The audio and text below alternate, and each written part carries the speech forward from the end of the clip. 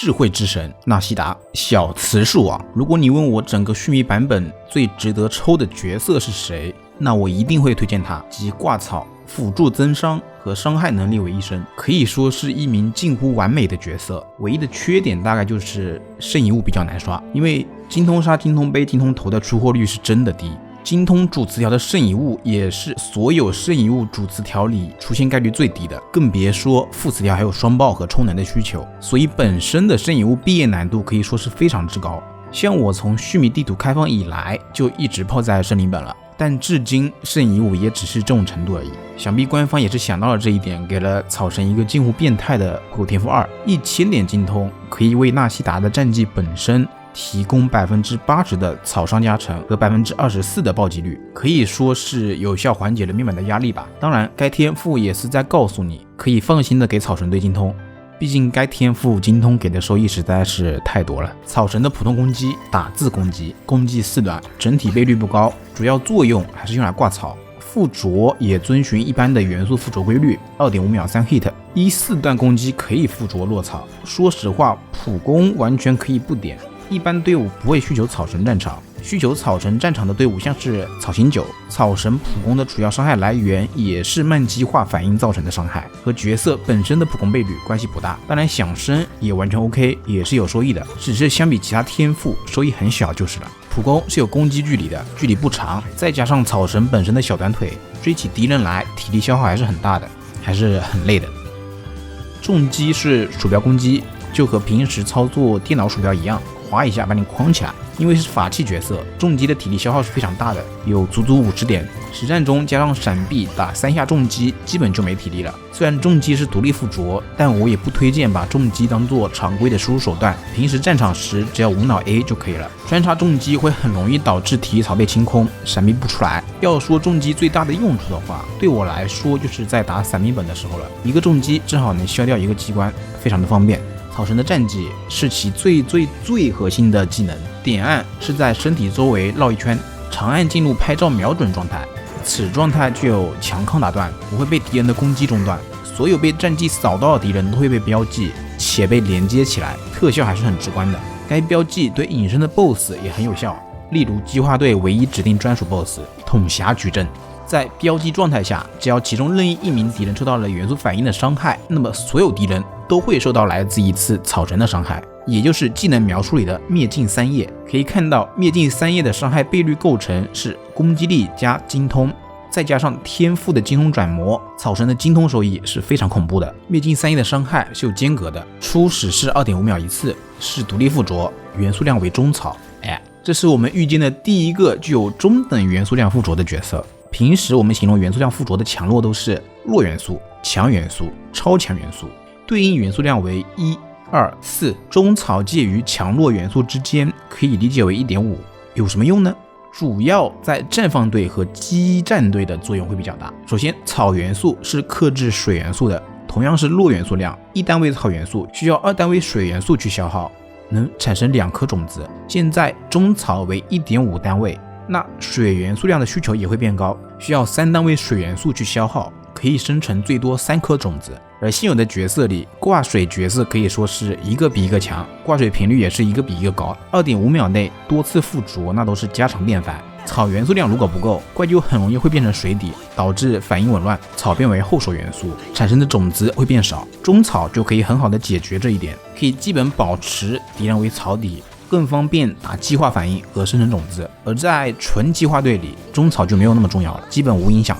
几个注意点：第一，战绩的标记有上限，至多8名敌人。这个上限其实完全可以不用管，因为我们很难会碰到8名敌人以上的场景。第二，敌人之间的连接是有距离限制的，太远了会自动断开，但这个其实我们也基本不用担心，像深渊这么大的场地，距离都是完全够用的。第三，这个有观众私信问过我，说蒸发融化能不能触发灭尽3叶的伤害？完全可以。灭尽3叶的触发条件是敌人受到元素反应的伤害，并没有强调说是草元素相关反应，所以任何元素反应的伤害都是可以触发灭尽3叶的，包括且不限于种子的伤害、结晶、冻结，甚至是碎冰。第四，标记的持续时间很长，有足足25秒。所以基本上我们只需给怪挂一次标记就完全足够了，除非怪是分批次出的，这时候草神战绩的机制就会显得比较鸡肋了，需要我们再次切出草神上一次标记。关于这点，赛诺应该最有发言权。第5，关于灭尽3叶的伤害顺序是先有反应才有伤害和挂草的，属于后置伤害的类型，可以理解为协同攻击，大差不差。像是行丘的剑雨、雷神的战绩、迪夏的战绩这种，只是彼此之间协同攻击的触发条件有所区别。至于协同攻击之间的伤害顺序，像是迪夏和雷神这种触发条件近似的，因为现在具有协同攻击的角色不多，所以我也测不出个什么所以来。可能是技能释放的快慢本身就有区别，也可能和元素类型有关系，而且协同攻击之间的差别也是比较大的，触发条件都不一样，所以就这样吧。最后一个注意点，关于草神战绩的铲球非常的特殊，我们直接长短按打到了敌人是不会铲球的，能铲球的只有草神的灭尽3叶，所以如果我们想让草神吃到自己铲的球，就必须先给怪上元素，然后再使用战绩触发元素反应，元素反应再触发灭尽3叶铲球，铲球的数量为3颗。需要注意，不是每次灭尽3叶都是会铲球的，战绩铲球其实是有 CD 的，像是草神的战绩铲球 CD 大概是7秒，一次战绩持续时间为25秒，理论上我们可以铲3次球，和自己所认知的战绩铲球很不一样，是不是？确实，一般的战绩都是打到敌人后就立马铲球了，而且只能铲1次球，从来没有听说过战绩铲球还有 CD 这一说法。其实战绩铲球的 CD 一直是有的，比如说凝光 EQE 连招里就只有第1次战绩会铲球，第2次并不会，这就是因为战绩此时处于铲球 CD， 只有我们延后第2次战绩的释放时间才会正常产出能量球。可能就有观众会问了，为什么行丘祭礼剑2次战绩都能够铲球呢？还有像是砂糖、夜兰申鹤这种可以多次使用战绩的角色，铲球也是没有 CD 的啊？问得非常好，其实我也不知道，不是。可以这样理解啊，祭礼剑它是刷新了1次战绩，其描述是重置了该技能的冷却时间，我们可以把重置的战绩视为1次全新的战绩，又或者说重置冷却时间的同时把铲球 TD 也给重置了。而像是夜兰这种可以使用2次战绩的，可以理解为2个战绩属于不同的战绩，分别为 A 和 B， 所以彼此之间的铲球冷却也是独立的。但像凝光的这种，它的描述是清除冷却时间而不是重置，所以铲球 CD 是会保留的。当然以上的理论看看就好，我也不能保证我说的就是对的，毕竟样本太少，而且米忽悠的文案出错也不是1次2次了，说不定哪天就给你改了呢。草神的战绩除了实战之外，还有一些特殊的玩法，像是采集。大世界我们可以通过长按扫描一键采集，但采集存在上限，至多5个。不过敌人上限和采集物上限是分开算的，这点完全不用担心。也不是所有采集物都能扫，像是蒲公英这种就不行，因为它本身无法直接采集，需要用分元素触发。还有像是圣经甲虫也不行，但鬼斗虫却可以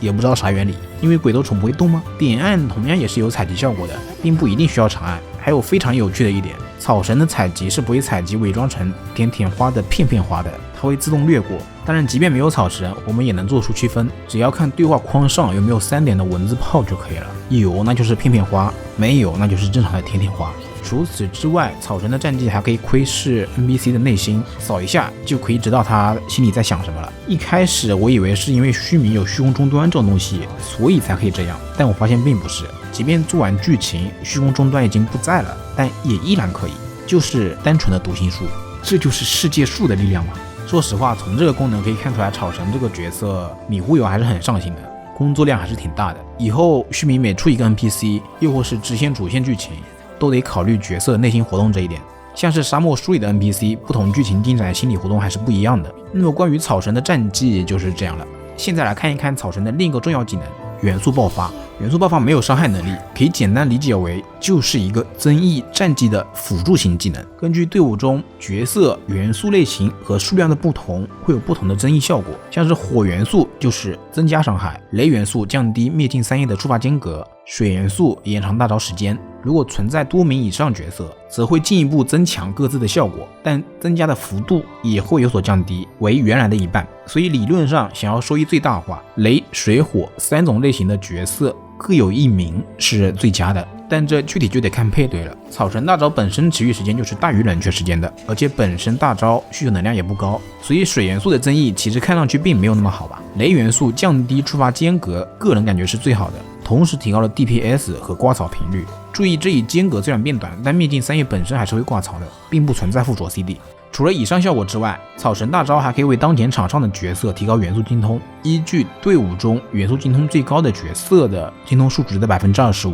为当前场上角色提高精通，至多250点，也就是1000点精通收益封顶啊！又是1000点，这个暗示够明显了吧？草神1000精通是毕业标准，策划就差明明白白的写出来了。不过该效果也不一定非得是草神队列精通的，本身的条件给的很宽松，只要队伍里有角色能达到1000精即可。所以假如你队伍里有万叶、砂糖、九麒人等堆叠精通的角色，草神也完全可以放宽精通的需求。怎么说呢？强者是真的处处是惊喜，草神我是越看越强，不论是伤害数值、增益还是辅助能力都给的很够，而且限制条件也少。超魔刀姥姥讲了关于纳西达的武器圣遗物选择，武器优先选择精通副词条的，像是专武、千叶、流浪的晚星、祭礼、万国以及3星的魔导绪论等。其中除了千叶以外，流浪的晚星效果会更好，祭礼万国的效果基本等同于白板，除非你用草神战场。魔导绪论给的精通虽然多，但同时条件也很苛刻，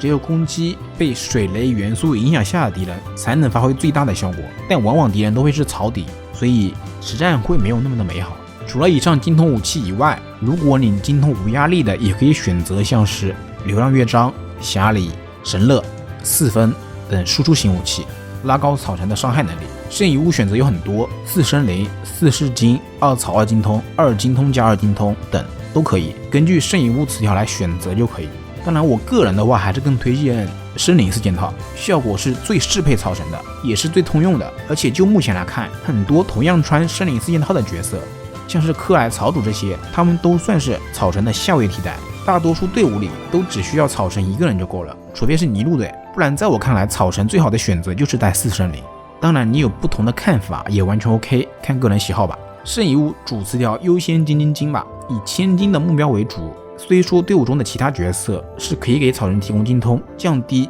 精通堆叠的压力的，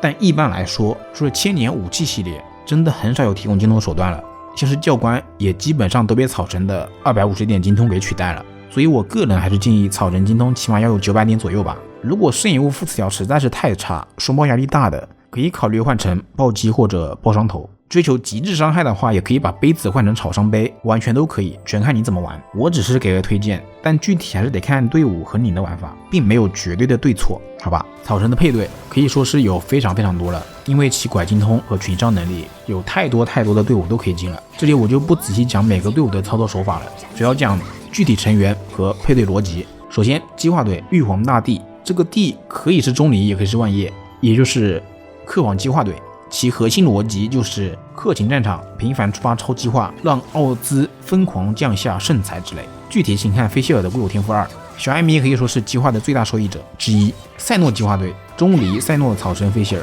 其实就是把克勤给换了，但因为赛诺属于长轴战场 C， 所以本身更容易吃伤害，会更需求钟离的护盾。配对逻辑和克网激化队大差不差，但主要输出来源变成了赛诺。皇女更多是充电宝的作用，当然神子也可以战场玩超激化，我就不一一例举了。慢激化队，也就是提纳里和海森的队伍，其逻辑和超激化也是大差不差的，主要是挂连位的选择，神子和雷神均可，手法什么的不再赘述。超激战队最具代表的就是草星九，3人即可成军，第4人的选择有非常多，像是战场期、尤拉、赛诺、提西亚、艾尔海森等。其中艾尔海森作为第4人的效果是最好的，因为草星九的最好驾驶员其实就是一名草系的战场 C。赛诺超级战还是等白竹吧，看看能不能把九麒人给优化了。迪西亚则完全是为了纳康打断以及挂火，可以消耗多余的种子打一打猎战方。还有就是完美吃满草船大招的争议，正好每种元素各一个。至于七七和优拉，更多是为了不破坏原有3人体系的稳定性而做出的选择，可以当做驾驶员。